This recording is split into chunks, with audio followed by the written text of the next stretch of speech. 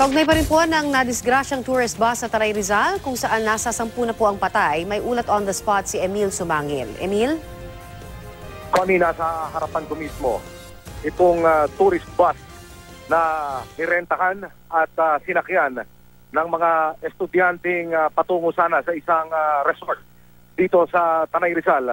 At kung ipaliliwanag ko at isasawan ang itsura nitong tourist bus ay mistulang nahati ito sa gitna. Nawala yung kaliwang bahagi nitong katawan ng bus na ito matapos na salasain at sumadsad dito sa kaliwang bahagi nitong parabang mistulan niyang pader at karugtong ito pader yung pangina.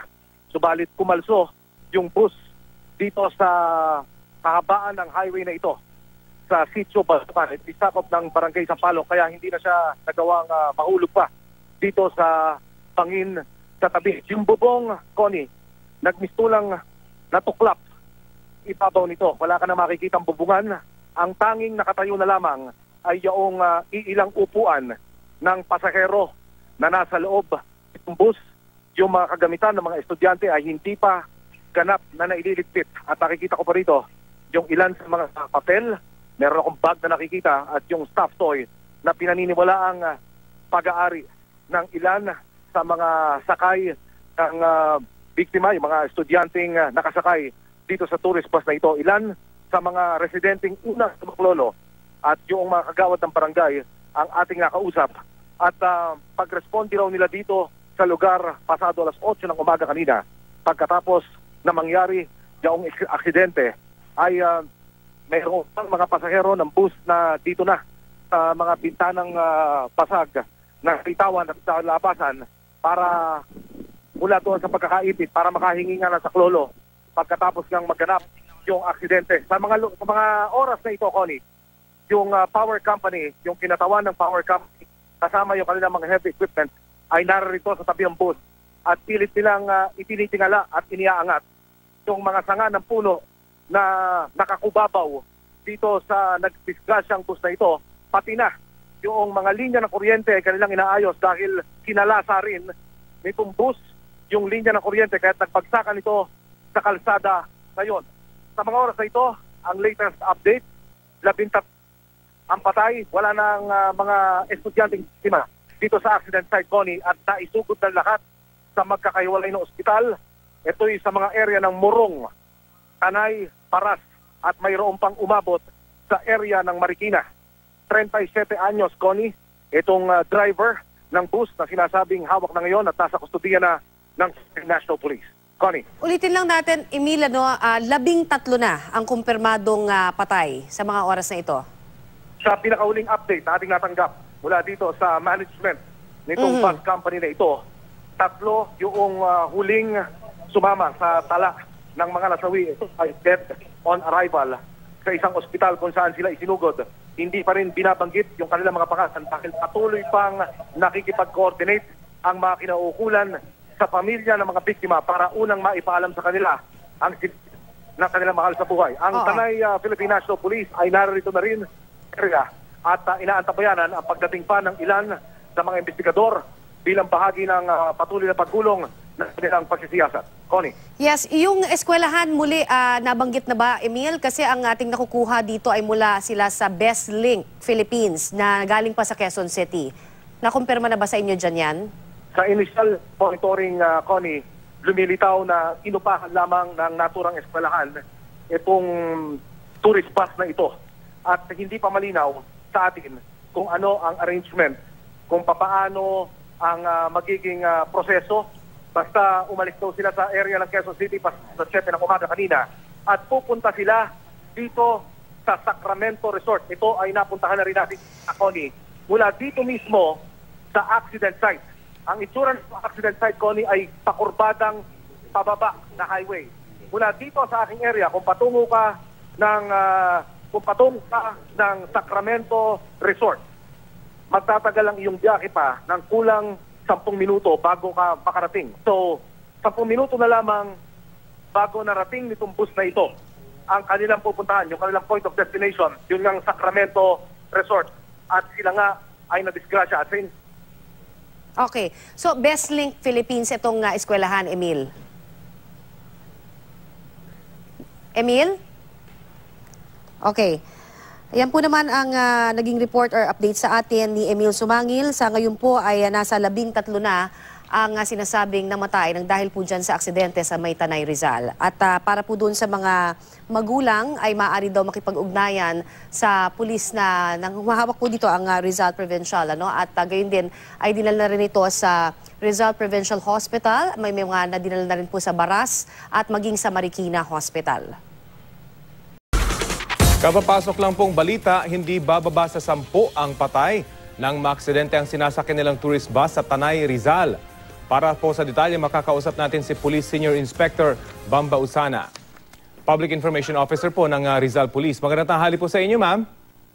Magandang tanghali po sa inyo, sir, Opo. at kay Ma'am Connie. Opo, ano po yung latest na yung natanggap programa, niyong balita detalye? natin. Opo, ano po yung latest na natanggap niyong detalye tungkol sa aksidente dyan po sa Rizal? Opo, bali po may nangyari pong vehicular accident ng mga alas 8 po ng 8:50 in the morning sa Barangay Sampaloc, Tanay, Rizal po. Ano po Opo, yung involved na sasakyan at sino po yung mga sakay ng mga ito? So ang involved po na sasakyan ay isang tourist bus na may sakay po na more or less 45 passengers. Opo, at meron pong 10 pasahero na declared dead on the spot po. While other passengers were rushed to different hospitals in Rizal. Opo. Anong Yes, school hospital. po? Anong school po kinabibilangan itong mga nasangkot sa aksidente? Sa ngayon po, sir, wala pa pong naibibigay na information sa amin dito sa provincial office regarding sa school ng mga estudyante. Pero ang mga passengers po ay college students. So puro College college students po ang mga ito? Yes po. Meron na po ba kayong detalye kung ano yung eksaktong nangyari at humantong dito sa aksidenteng ito na kinamatay nga na po ng 10? Opo. Ang initial report po sa amin na lost control po yung driver. Allegedly na lost control po at na walang daw po ng brake. Tapos po, nag-reach sila sa curve road. At, yeah. Opo. So Sa anong curve yung... road po, tapos po, nag-ramp po sila sa isang Meralco post and dun sa isang puno po. Oho. May pinapakita po kasi kaming mga litrato rito, lalo na nung bus, medyo matindi talaga. Yung tama nung bus, wasak yung bus actually. Ito po bang lugar na yan ay accident-prone na area at kumusta po yung lagay ng panahon ng mga panahon na mangyari itong aksidente? Opo, ang lagay naman po ng panahon ay fair. Fair weather po tayo dito sa Rizal. At hindi po ako sigurado kung yun ay isang accident-prone area sa may bandang Tanay po. Kayo po ba ay nasa area or tinatanggap nyo lamang po yung mga report sa ngayon? Sa ngayon po, tinatanggap po namin ang report from Tanay Municipal Police Station po. Nandito po kami sa provincial officer. Pero yung mga sugatan po, saan po dinala at kumusta po yung kanilang mga lagay? Opo. Sa ngayon po, wala pa po kaming information sa lagay ng mga injured passengers. Dinala po sila sa Dulce River A Medical Doctor sa May Tanay at sa other different nearest hospitals within the area po. Opo. Confirm ko lamang po, nahulog pa ho ba yung bus or tumama lang dun sa poste ng Meralco? Ano ba nangyari eksakto? Kasi nga, medyo matindi. 10 yung patay dito sa aksidenteng ito. Opo, sa information po na na-receive namin dito sa provincial office, bumangga po sa poste ng Meralco at sa isang ravine tree. Doon po bumangga. Wala naman pong report sa amin na nahulog po sa isang panging or sa cliff ang tourist bus na involved dito sa vehicular accident, sir. At wala naman pong ibang involved na sasakyan per po. doon sa report na natatanggap ninyo? Wala po, sir. Negative. Well, maganda po ma-establish talaga dahil mataas yung casualty dito. So, siguro, may karagdagang katanungan po yung aking kasamang si Connie Sison para po sa inyo. Ma'am, magandang tanghali po. Yung driver Magandang ho ba, tanghali po sa inyo, ma'am. nasa inyo pong kustudiya na? Opo, opo. Yung driver po ay nasa aming kustodiya na. Linawin lang ho natin kasi ang initial report din po kanina ay sila ay papunta sa Rizal para po sa isang field trip. Opo. Yes, Opo. sir. Yes, ma'am. Opo. Pero hindi pa natin establish, ma'am, kung anong paaralan, ano ho ang mga reaction syempre ng mga magulang, paano ho sila makakapagbigay ng communication naman sa inyo po.